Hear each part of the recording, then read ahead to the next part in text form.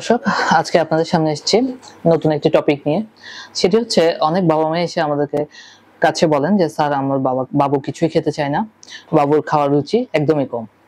তো এই যে খাওয়ার রুচি কম, এটির প্রধান একটি কারণ হতে পারে শিশুর রক্ত স্বল্পতা। রক্ত স্বল্পতার অনেকগুলো কারণ আছে। এই কারণগুলোর মধ্যে আমি একটা একটি করে বলবো, আপনারা অবশ্যই মনোযোগ দিয়ে শুনবেন। সেগুলো হচ্ছে শিশুর ফ্যাকাশে ভাব লক্ষ্য করা, শিশুর ফ্যাকাশে হয়ে যাওয়া, শিশুর খাওয়ার রুচি কমে যাওয়া, ক্ষুধামন্দা হয়ে যাওয়া, এবং শিশুর খিটখিটে ভাব হওয়া, স্নায়বিক কিছু সমস্যা দেখা যাওয়া, শিশুর বিকাশে সমস্যা দেখা যাওয়া, এবং শিশুর কিছু স্নায়বিক সমস্যাও দেখা যায়, এবং শিশু কিছু আজে বাজে জিনিস খাওয়ার একটা প্রবণতা দেখা যায়। যেমন মাটি খেয়ে ফেলে, অনেক সময় প্লাস্টার, জুতার সোল, এগুলো অনেক সময় মুখে দিয়ে দেয় শিশু। অনেক সময় আরেকটি সমস্যা দেখা যায়, সেটি হচ্ছে শিশুর সাময়িকভাবে হঠাৎ করে দম বন্ধ হয়ে যাওয়ার একটা প্রবণতা, যেটিকে আমরা ব্রেথ হোল্ডিং অ্যাটাক নামে পরিচিত, আমরা বলে থাকি মেডিকেলের ভাষায়। এই সমস্যাটি অনেক সময় আপনার বাবুর আয়রনের ঘাটতির কারণে হতে পারে। তদুপরি আপনার বাবুর আয়রনের অভাব যদি থাকে, রক্ত স্বল্পতা থাকে, তাহলে আপনার বাবুর যে স্বাভাবিক বৃদ্ধি, ওই বৃদ্ধিটিও আপনার ব্যাহত হতে পারে, এবং মানসিক বিকাশও ব্যাহত হতে পারে। অনেক সময় খিঁচুনির মতো সমস্যাও দেখা দিতে পারে। এখন আসুন দর্শক, আপনি এই রক্ত স্বল্পজনিত সমস্যা থেকে কিভাবে আপনি মুক্তি পাবেন, আপনার বাচ্চাকে কি কি খাওয়ালে, কি জিনিসগুলো খাওয়ালে আপনি এই রক্ত স্বল্পতা থেকে হাত থেকে রক্ষা পাবেন, সেই বিষয়গুলো নিয়ে আমি আপনাদেরকে বলবো। এই খাবারের নামগুলি আমি একটি একটি করে বলে যাব, আপনারা অবশ্যই মনোযোগ দিয়ে শুনবেন, এবং এই খাবারগুলি আপনার শিশুর খাদ্য তালিকায় প্রতিনিয়তই রাখার জন্য সচেষ্ট হবেন।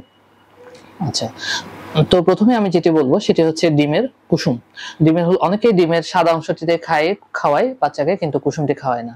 কিন্তু আসলে আপনার বাচ্চার যদি আয়রনের যে ঘাটতি, সেটি পূরণ করবে ডিমের হলুদ কুসুমটি। প্রতিদিন আপনি ডিমের হলুদ কুসুমটি আপনার বাচ্চার খাদ্য তালিকায় রাখবেন।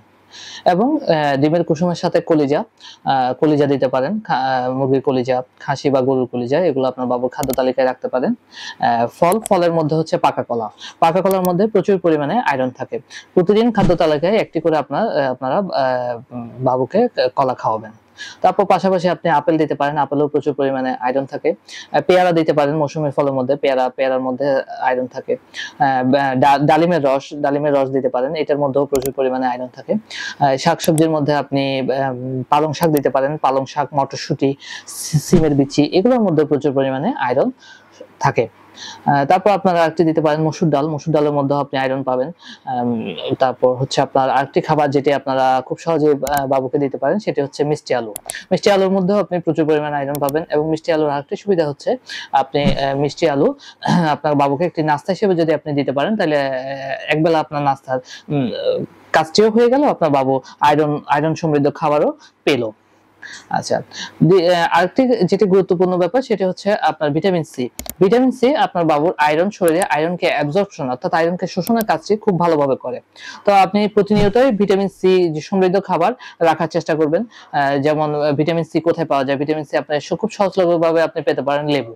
আপনি যদি প্রতিদিন আপনার বাবুর খাবারের সাথে একটু একটু করে লেবু মিশিয়ে দেন, তাহলে আপনার ভিটামিন সির অভাবটি পূরণ হবে, এবং ভিটামিন সি আয়রন শোষণের মাধ্যমে আয়রন ঘাটতিতেও আপনার পূরণে খুব বেশি সহায়তা করবে।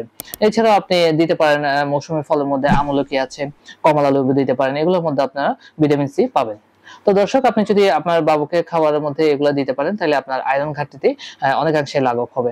তারপরে যদি আপনার সমস্যাটি দেখা যায়, বা আমি যে লক্ষণগুলো বললাম আয়রনের অভাবজনিত, এই লক্ষণগুলো যদি আপনি আপনার শিশুর মধ্যে পরিলক্ষিত করেন, তাহলে অবশ্যই একজন শিশু বিশেষজ্ঞ ডাক্তারের শরণাপন্ন হয়ে আপনি খুব সহজভাবে একটি সিবিসি পরীক্ষার মাধ্যমে হিমোগ্লোবিন পরীক্ষা করে আপনি জানতে পারবেন আপনার বাবুর রক্ত স্বল্পতা কতটুকু আছে। এবং সেই অনুযায়ী আপনার শিশুর ডাক্তার যদি আপনাকে কিছু ওষুধ ব্যবহার করেন, খাবারের পাশাপাশি আপনি ওষুধ ব্যবহার করলে আপনার বাবুর এই রক্ত স্বল্পজনিত সমস্যাটি অনেকাংশে দূরীভূত হয়ে যাবে, এবং আপনার বাবুর শারীরিক মানসিক বিকাশে কোনো সমস্যা হবে না।